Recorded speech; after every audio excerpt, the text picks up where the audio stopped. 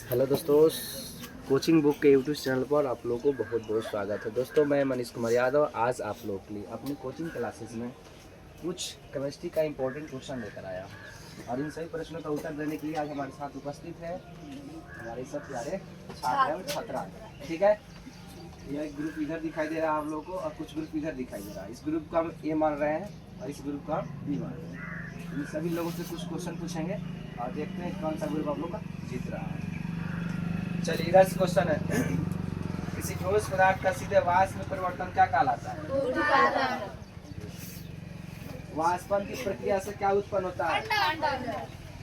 वायु का दाब जैसे जैसे घटता है वैसे वैसे द्रव का क्वथनांक क्या होता है? गुड, घटता है। खाना को बोलिएगा, जिनको भी बोलना होगा। कह रहा है कि गैस का द्रव में परिवर्तन क्या कहलाता है? संघनन कहलाता है। बहुत बढ़िया, गुड। इधर से बताइएगा, वह ताप जिस पर ठोस द्रव में परिवर्तित होता है क्या कहलाता है? द्रवनांक। गुड। अगला क्वेश्चन है, पदार्थ के कणों को एक साथ बांध कर रखने वाले बल को क्या कहते हैं? जोर से बोलिए। आकर्षण। वह प्रक्रिया जिसमें इत्र की गंध वायु के चारों ओर फैल जाती है क्या कहलाता है? विसरण। Well done. नेक्स्ट क्वेश्चन है, बर्फ का एक टुकड़ा जल की सतह पर तैरता रहता है क्योंकि यह जल क्या होती है? बर्फ जल से हल्की होती है। गुड। अगला क्वेश्चन है, आप लोग बताइएगा, 100 डिग्री सी ताप का मान जो है केल्विन में कितना होगा? 373.15। बहुत बढ़िया। अगला, किसी पदार्थ का केल्विन में ताप अगर दिया 673.15 तो सेल्सियस में इसका मान कितना होगा? 400 सेल्सियस। बहुत बढ़िया। सौर मंडल में प्लाज्मा अवस्था की उत्पत्ति के कारण क्या है? ऑप्शन में दिया आप लोग को। निम्न ताप, उच्च दाब, उच्च ताप, इनमें से कोई नहीं। उच्च ताप। गुड। अगला है, गर्म करने पर गैस का आयतन क्या होता है? बढ़ जाता है। गुड। आर्द्र वायु में गीले कपड़े सूखते हैं देरी से। बहुत बढ़िया। हवादार जगहों पर द्रव के वाष्पन का वेग क्या होता है? बोलिए उधर से। बढ़ जाता है। गुड। अगला क्वेश्चन है, प्रिय छात्र सुनिएगा, और फिल इन द ब्लैंक्स है। Fill in the blanks. पदार्थ अत्यंत सूक्ष्म गैस का बना होता है। आप लोग बताइएगा, पदार्थ की कितनी अवस्थाएं होती है? ठोस, द्रव और गैस, 3 होती है। गुड। द्रव और गैस की तुलना में ठोस में उपस्थित अंतर आणविक आकर्षण बल जो होता है डैश होता है? अधिक होता है। किसी ठोस पदार्थ का द्रव में परिवर्तन डैश कहलाता है। क्या भरिएगा? बोलिए, जोर बोलिए। गलनांक। आप लोग बोलिए जी, क्या द्रवनांक कहलाता है। चलिए, एक पॉइंट से आगे चल। आप लोग बोलिए इधर से, किसी द्रव का वाष्प में परिवर्तन क्या कहलाता है? वाष्पन कहलाता है। ठोस पदार्थ का सीधे गैस में परिवर्तन क्या कहलाता है? ऊर्ध्वपातन। बहुत बढ़िया।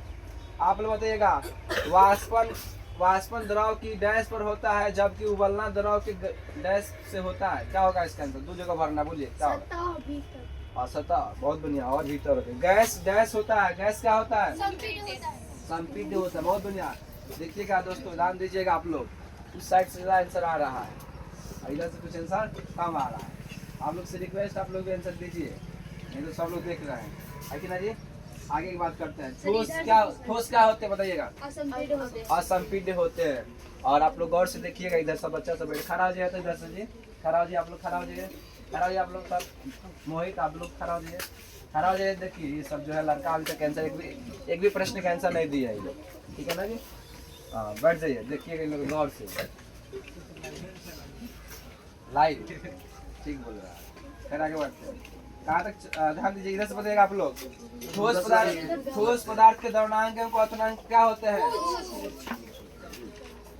द्रव में बहाव होता है क्योंकि उसके कणों की डैश ठोस के कणों की तुलना में अधिक होती है। क्या होगा? गतिज ऊर्जा। बहुत बढ़िया। चलिए, होगा। अब प्रश्न है यस और नो का, ट्रू या फॉल्स। पहला प्रश्न है, पदार्थ में द्रव्यमान नहीं होता। गलत है कि सही है? गुड। ठोस पदार्थ की आकृति निश्चित नहीं होती है। गलत है। बहुत बढ़िया। गैस का आयतन अनिश्चित होता है। सही है। ठोस के कणों में किसी प्रकार का वेग नहीं होता है। क्या होगा? अगला, पदार्थ के कणों के मध्य स्थित रिक्त स्थान अंतराणु का स्थान कहलाता है। सही है, गुड। द्रव अवस्था में अंतराणु आकर्षण बल उसकी ठोस अवस्था की तुलना में अधिक प्रबल होती है। क्या होगा इसका आंसर? गलत। गुड। गर्म गैस को गर्म करने पर उसका आयतन बढ़ जाता है। बोलिए आप लोग। सही है, गुड। किसी गैस का द्रव रूप में परिवर्तन क्या कहलाता है? बोलिए। माने संघनन कहलाता है कि नहीं? गलत है कि सही? सही है, सही है, गुड। सफेद वस्त्र उष्मा का अवशोषण कम मात्रा में करता है, इसलिए गर्मी के दिनों में हम लोग सफेद वस्त्र पहनना पसंद करते हैं। क्या सही गलत है? गुड। चलिए अब आ रहा है अति लघु उत्तरीय प्रश्न। कुछ क्वेश्चन करेंगे। पहला प्रश्न है, वह चीज क्या कहलाती है जो कुछ स्थान घेरती है तो जिसमें द्रव्यमान होता है? पदार्थ। क्या चीनी एक द्रव्य है? अगला, पदार्थ की विभिन्न अवस्थाओं के नाम बताइए आप लोग। पदार्थ की चौथी अवस्था का क्या नाम है? प्लाज्मा। प्रकाश, सूर्य प्रकाश में जो ऊर्जा आता है वह किसके कारण से आता है? अगला, पदार्थ द्वारा अधिकृत स्थान क्या कहलाता है? आप लोग बोलिए। पदार्थ द्वारा अधिकृत स्थान क्या कहलाता है?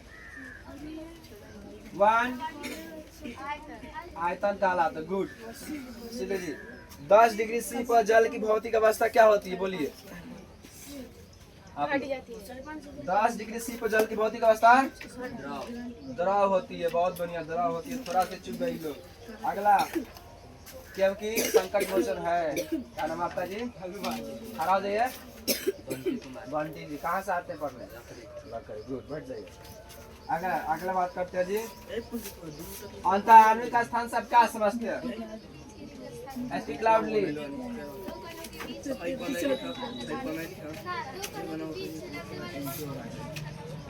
बहुत बढ़िया। लड़का बात मत कीजिए आप लोग। चलिए आगे बात करते हैं। गैस को ठंडा करने पे क्या होता है? 1 गैस को ठंडा करने पे क्या होगा? द्रव होता है। बहुत बढ़िया। क्या अमोनिया की गैसीय अवस्था को वाष्प कर सकते हैं? Yes no? बोलिए। गुड। कह रहा है कि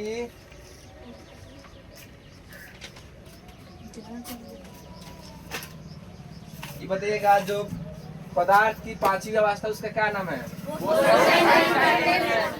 बोस-आइंस्टाइन कंडेंसेशन में जो बोस और आइंस्टाइन क्या है इसके बारे में बताइएगा। वैज्ञानिक नाम है। किन दो वैज्ञानिक नाम है? आइंस्टीन। बहुत बढ़िया। आप लोग बताइएगा, पदार्थ की चौथी अवस्था के बारे में कोई बताइए जल्दी से। पूरा एक्सप्लेन कीजिए। पदार्थ की चौथी अवस्था। 1 2 कैंसिल। आप लोग बोलिए। पदार्थ की चौथी अवस्था। प्लाज्मा अवस्था पदार्थ की चौथी अवस्था है। इसकी पहचान सर्वप्रथम 2 वैज्ञानिक सर विलियम न्यूटन तथा फिर से बोलिएगा, फिर से। या दूसरा कोई ट्राई कीजिए। दूसरा कोई।